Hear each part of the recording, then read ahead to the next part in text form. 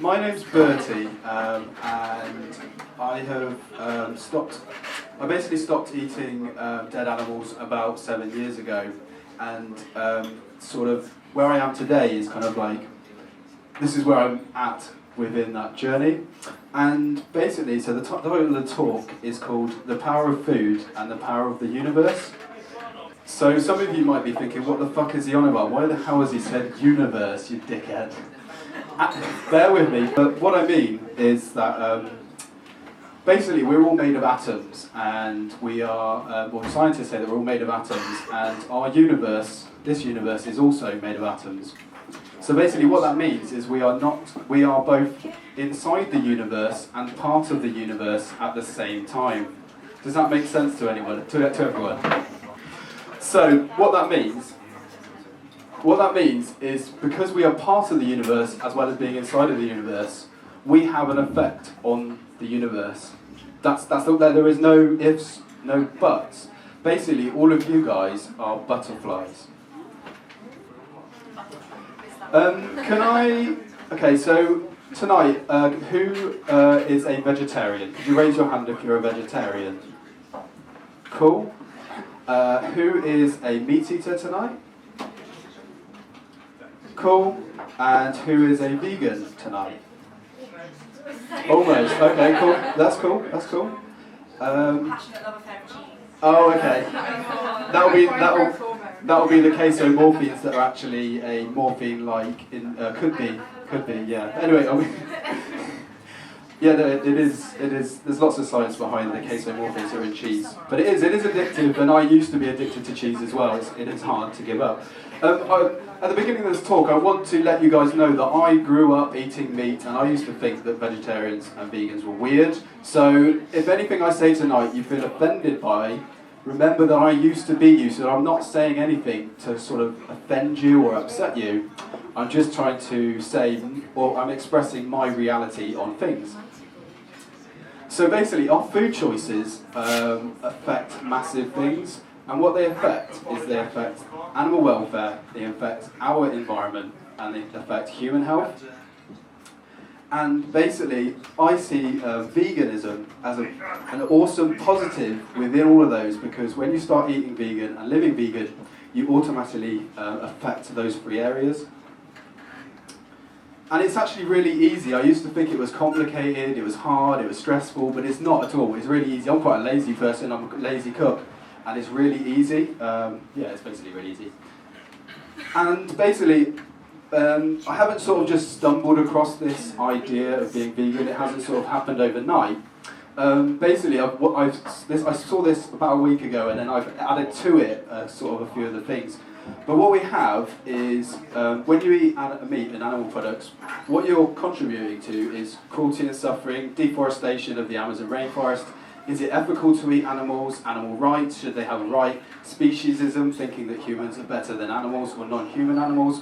There's an environmental degradation, carbon footprint, methane emissions, water waste, because it's extremely inefficient to grow animals instead of plants. There's health issues that I'll be coming to, and because of fishing, we are fucking up the oceans. And on the other, no ifs, no buts. On the other end of the scale is where I used to, because meat did taste good, but actually that taste is not, it's outweighed by all those other things. So most people are vegan already psychologically, and I'll prove that now. Who has had animals as pets before? If you could raise your hand if you've had a pet growing up.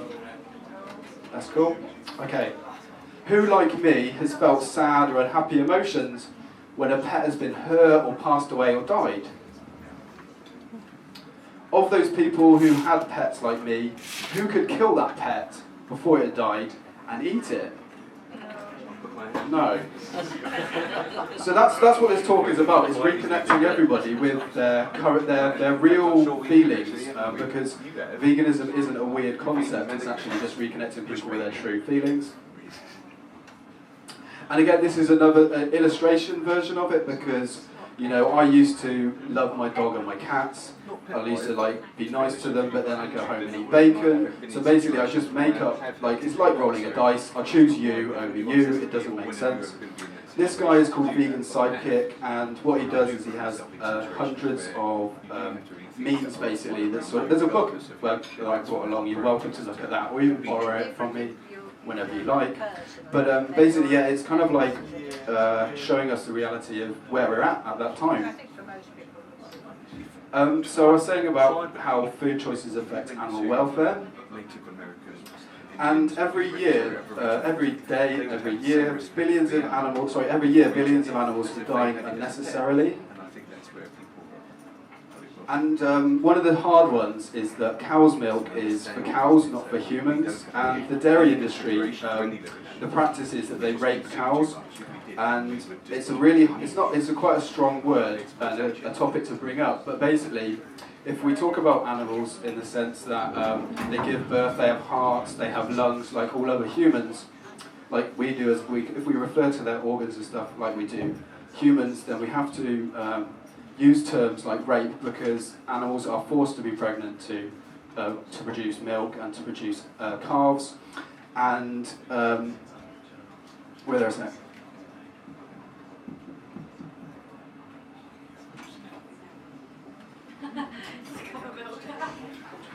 Got my almond milk. So we'll get to that. I didn't.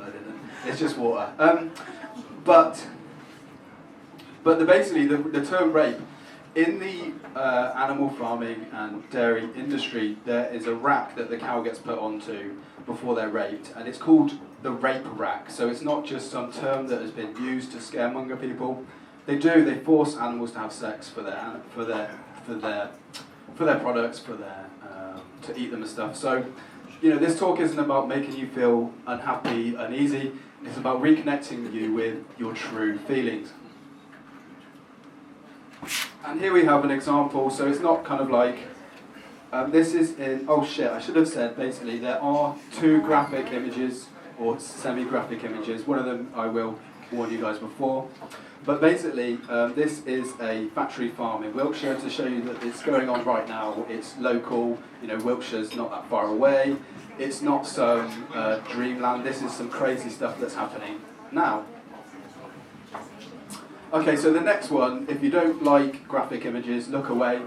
But unfortunately for the chicken industry and the egg industry, male chicks are ground up alive. So this is how chicks are ground up alive. And they're the forgotten ones, because we go into a supermarket, or I used to, and buy my eggs or my cheese or whatever. Sorry, eggs and chicken. But I wouldn't think, I just think about what's good for my taste buds, not the chicks that are involved. And yeah, so this is also for the turkey industry. We're coming up to Christmas, which is a crazy time where all these animals are forcibly bred so that we can have our awesome Christmas roast dinner. And it doesn't really make sense to me. I hope you guys agree. So when I was vegetarian, when I was pescatarian, I was really into the environment. Where did I say? We'll have a vegetarian Christmas party. Just easy. We're having a vegetarian Christmas. Yeah. Can I high five you? Yeah. I hate you guys. That's never happened before. But so basically, when I still am into the environment, and I think it's fucked up what humans are doing to the planet. So I was like, okay, what can I do? I can get people to recycle and like fuck up the planet a little bit less. But what I was missing was food. So I would go into the supermarket and go, oh, I'll get those dolphin-friendly tuna, you know. Those nice, I love dolphins, let's look after them. What they don't have on the tin is tuna-friendly tuna, you know what I mean? Why are we caring about the dolphins or and not the tuna? It doesn't really make any sense. So I'm like, fuck you guys, I'm promoting tuna-friendly tuna, because you can get, for meats and milks and cheeses, you can get alternatives now. We live in 2015. A lot of them are really good. Try the ones out yourselves and find the ones you like. But you know, why not? Why not have some vegan tuna instead? If you like the taste, don't involve fish. Get it through the old tuna-friendly tuna. But also in that mindset, I was like, okay, I'm going to buy my free-range eggs because that's better. I'm going to buy I'm going to go buy local meat. I'm going to buy grass-fed. I'm going to buy organic because these are like buzzwords that are around at the moment. But they're all marketing words, you know. You guys saw those images, you know. Yes, okay, it says local and it says grass-fed. It's got to go to a slaughterhouse. It's got to be raped. Do you know what I mean? It's kind of like that's the reality. You can't make it. You know, if it said if on the side of your packet of eggs it showed those chicks being ground up, how many people would buy it? You know, they're free range. Okay, so.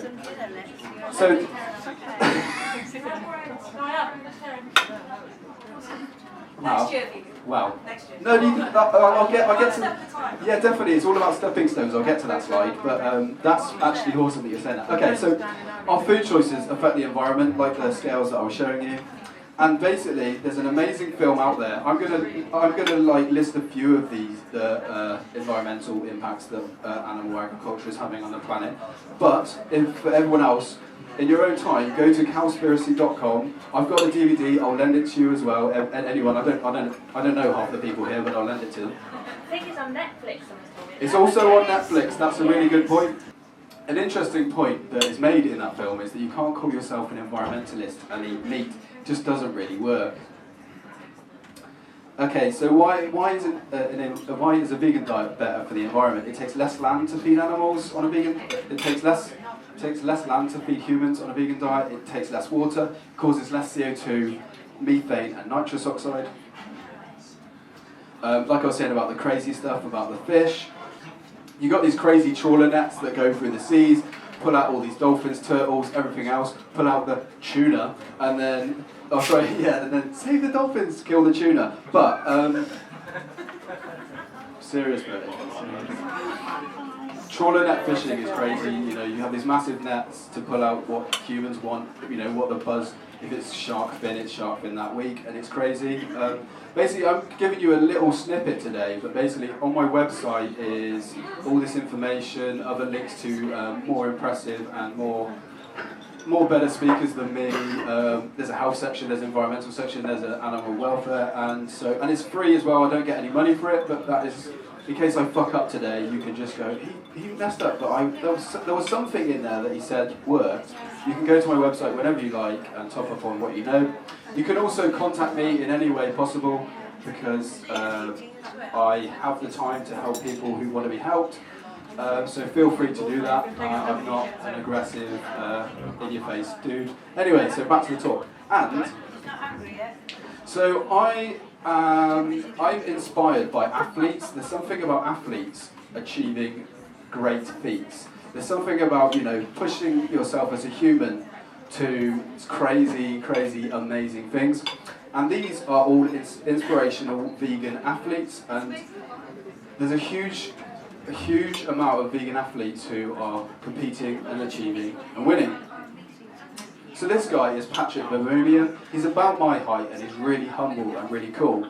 And he is, technically, in some ways, he is the strongest man on earth because this weight on his shoulders is a world record lift of 555.2 kilograms. And so this is Patrick Vermeulen. Can you guys also see that his t-shirt says, I am a vegan badass? So he's breaking this world record. He's showing to people that you can eat plants and be the strongest person on the planet. None of that macho bullshit, I've got to go to the gym and eat my dead cows. Fuck all that, eat plants. Okay, so on another side of things, you've got Jeanette Murray-Wakelin and Alan Murray. These guys are in their 60s and they ran 366 consecutive marathons over 366 days. Oh my God. Has anybody run a marathon before? No? So they run a marathon every day for years? And a day and one day, yeah. Yeah, 1 day and 1 day, yeah. And how I guess what they ate? Just guess? They actually ate fruit. They're raw vegans, so, you know, again, they just did amazing things on food. What I need to say is that I don't have enough time to give you guys all this information in one go, so if you have any other questions at the end, just come and grab me, because we've got loads of awesome music, and We've got loads of cool stuff going on later and cake. But so I'll speed up a bit. So there they are, running a marathon crazily every day for a year. We've got another marathon runner, he's another runner. This is a lady called Pat Reeves, she is currently 70 and she's currently breaking world records. Fiona Oates runs marathons she's run a marathon on every continent on Earth, including the North Pole and the South Pole. She's awesome as well, carrying her vegan message. She is in a cow suit to bring awareness to the suffering of cows. In the supermarket you have the veg aisle, the dry section, and then you have the morgue aisle. The food that we eat affects our health, no ifs, no buts. And along the last 7 years, I've met some really awesome people, and I've also done a little bit of research here and there. And the great thing about a vegan diet is that it's naturally lower in saturated fat, contains no cholesterol, naturally higher in fibre, very low or no chance of containing VCJD, which is the human form of BSE. Remember this section here, none of these will be on the label of the food you're buying. You have to just avoid it basically. But so you have VCJD, which is the human form of BSE, still going on in America, BSE. Salmonella, swine flu, bird flu, MRSA, Campylobacter, heterocyclic amines. Heterocyclic amines are what happens. So basically, when you buy meat, there is E. coli and Salmonella potentially in that food. Then you fry it, and it creates heterocyclic amines, which are carcinogenic. What's the right word? Carcinogenic element. You basically just don't want to do that. It's bad shit, basically. Like smoking, basically. Eating meat should be termed like smoking. So you've got things like somatic cell count in milk, you've got IGF-1, insulin growth factor, you've got animal hormones. These animals are like humans, they produce things like estrogen, heavy metals, PCBs in fish, plus many more that there's not enough time to list all of them. And also check out Viva for more information. So as I've been going, as I said, for the last 7 years, people have come up to me with these revelations, and here they are. There is no reason why I haven't stopped drinking milk, I just have to do it. Since seeing that stall about the dairy industry, I don't want to eat anything dairy. We've already planned what we're going to take out of our fridge. I had eczema all throughout my childhood and teen years, then I turned vegan and it all immediately went down. Then after a year, it was completely gone. Before I turned vegan, I suffered from asthma and depression, among other things, for years and was taking all sorts of medication which came with their side effects too. I was told I would be on them for the rest of my life. Now I take no pills, my problems have all been healed, and I love life again. All because I eat mostly raw, plant-based food. Oh yeah, so this is John, and I know these people, and this is my mate John. He loves kale, he loves raw food. And I saw this picture of him one day and I was like, John, kale, Dale. Bam! So at this point, the camera decided to run out of... it just stopped filming, basically. And so now I'm just going to fill in a couple of the extra slides. This slide I've never used before, but it's called the stepping stones. And what that means is that for some people, myself included, it took several stepping stones to get to veganism. And so these are the stepping stones that I recommend to people. You don't necessarily have to go on these stepping stones. They're just sort of like a guide. So if somebody decided actually they wanted to just go from a meat eater and turn into a vegetarian, they can do. But my advice would be go gradually because it makes it easier. But everyone's different, so some people can just go from meat eater to vegan and they'll find it easier. I suppose it comes down to the individual, really. So in my case, I went meat eater, pescatarian, vegetarian, vegan, and then in a way I'm an active vegan because I give talks and try and get people to go vegan. And what I suggest to people, in my case it was fish. I like the taste of fish at the time, so I was like, I'll get rid of all the other meats. But other friends, I've suggested, one of my friends really liked steak, and other friends really like chicken. So I just, suggest to them that they take out all the other meat and then start by leaving that one in, and then get rid of that after. And for anybody who is watching this talk and is listening now, have a look on these stepping stones and look at where you are. And if you're not active vegan, then ask yourself the questions. Ask yourself the question about the next step as to why you're not there. You need to think about the next step and think about transitioning towards that step, and then ultimately everyone becoming active vegans and getting everyone else to evolve to veganism too.